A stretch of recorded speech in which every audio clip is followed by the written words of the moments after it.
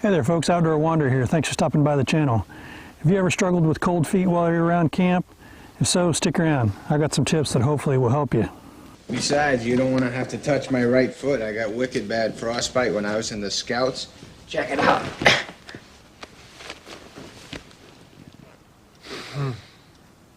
Pretty messed up, huh? The hideousness of that foot will haunt my dreams forever.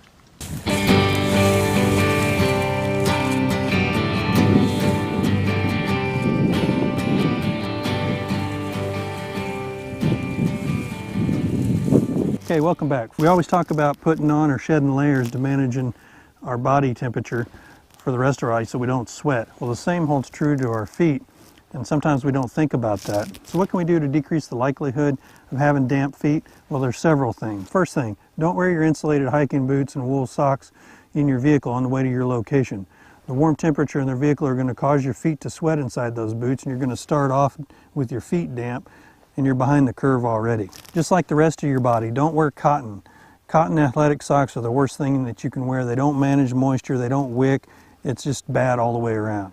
So try and avoid those. Wool socks are your best bet. Layer just like the rest of your body, a couple pair of wool socks. Which leads me to buying your boots. When you buy insulated winter boots, make sure you buy them larger than your normal size. The last pair I bought was a size and a half larger than my normal size, so that I had room to layer some extra socks in there.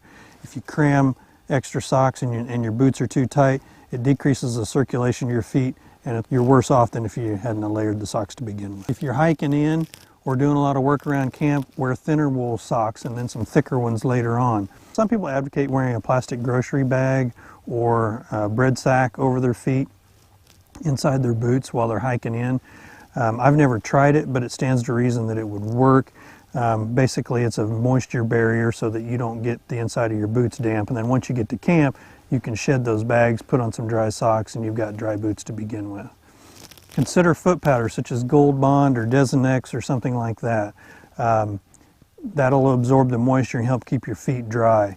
One thing, Desonex powder I know is a medicated foot powder. It'll also manage fungal infections like athlete's foot and other things. So it's a good year-round powder to have in your socks. If you're hiking in damp grass or rain or snow, consider wearing some gaiters to keep moisture from getting down into your boots from the top.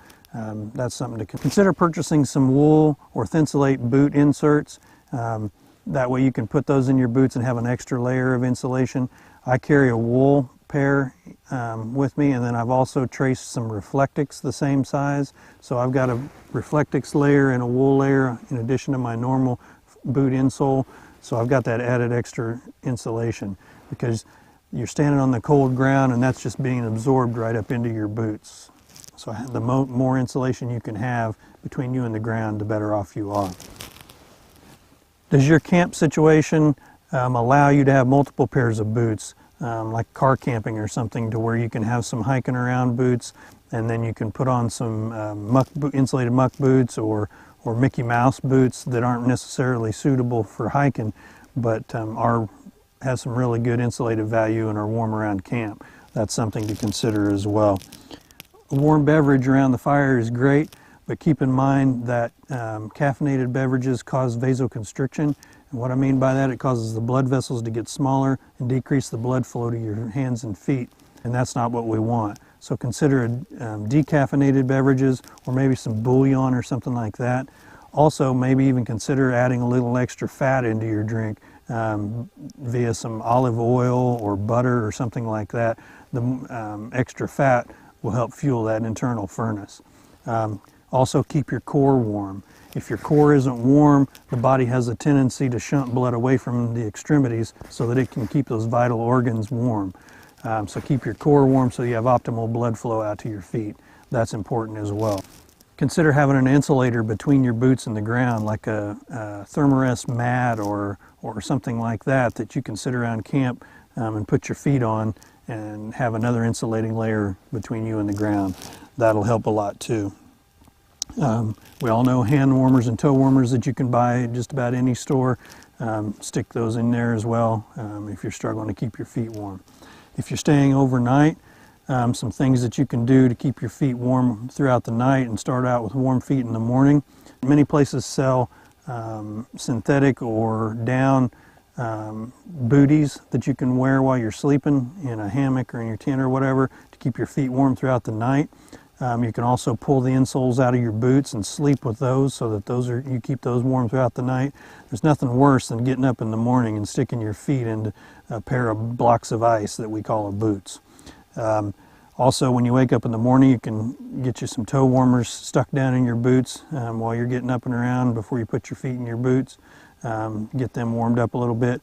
One thing I like to do when I go to bed at night is I take off the socks and put on a clean pair of fresh wool socks to sleep in.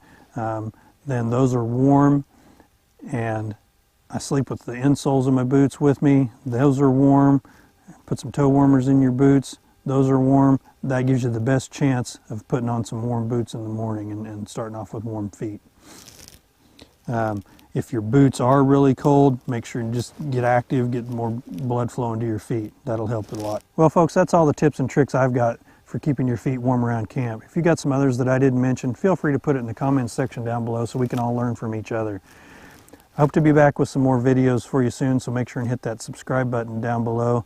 Hope to catch you out on the trail, and until next time, take care.